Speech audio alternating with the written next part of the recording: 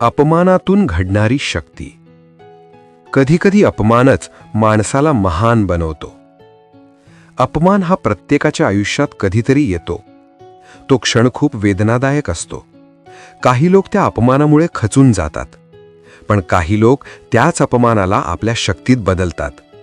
अपमान आपल्याला एक गोष्ट शिकवतो: आपल्यात अजून खूप काही करण्याची ताकद आहे. तोच अपमान पुढे जाऊन प्रेरणा बनतो आणि माणूस स्वतःला सिद्ध करण्यासाठी झगडू लागतो.